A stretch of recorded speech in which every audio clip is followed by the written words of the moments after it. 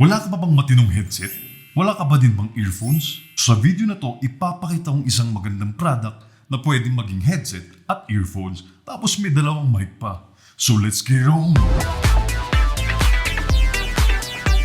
Magandang umaga sa inyong lahat. Welcome back sa Have or Wali, kung saan bumibili kami ng mga products online tapos tinitest at nire-review namin. Kung bago ka lang dito, consider subscribing. Ako nga pala si Reggie Pegahete, ang inyong host para sa episode na to.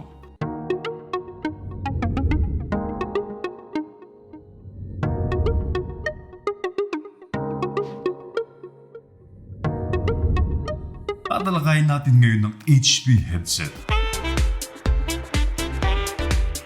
As of uploading ng video na to, ang current price is $528. Yung links is nasa description lang sa baba kung interesado kang bumili. So dito naman tayo sa what's in the box. Meron kang manual, extra earplug, jack splitter,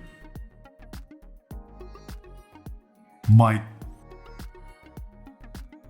at yung earphones mismo.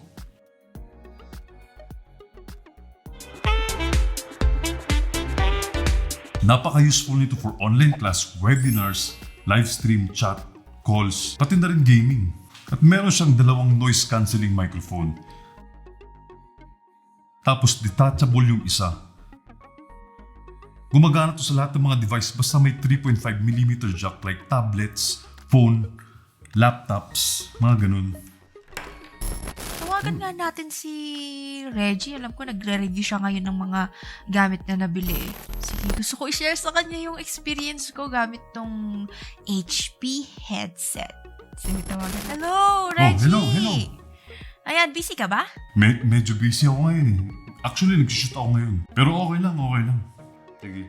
Ay, oo, kasi importante naman to. Gusto ko sana i-share yung experience Sige. ko gamit tong HP headset. Kita mo ba? Diba? Ang ganda. Para kung walang suot. Okay, so yung experience ko naman, unahin natin ang pros ng HP headset na to.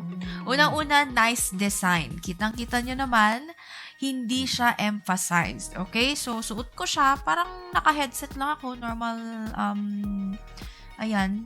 So yung usual na headset. So yan, gustong-gusto ko yun, hindi siya masyadong halata. Tapos, secure fit nga rin pala to. Naalala mo yung meron siyang parang ear hook, di ba? So, pag suot ko to, hindi na kailangan isuksok ng buo sa tenga ko. Ayan. Nase-secure niya yung headset. Tapos, maganda siya pang matagalan. Hindi sumasakit yung tenga ko kahit na halos parang buong araw na akong nagtuturo.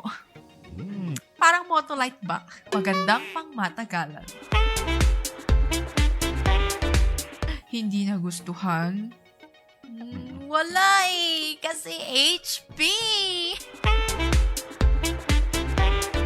Sana may unicorn design.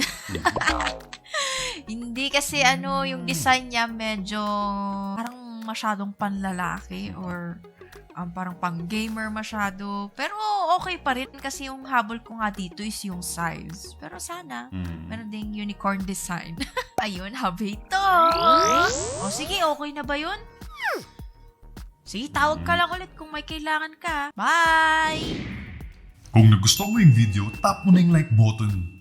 Share mo na din sa mga naghahanap ng headset o earphones, baka makatulong.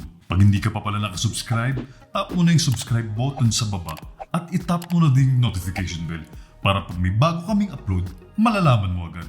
Kita-kits sa next video Babu!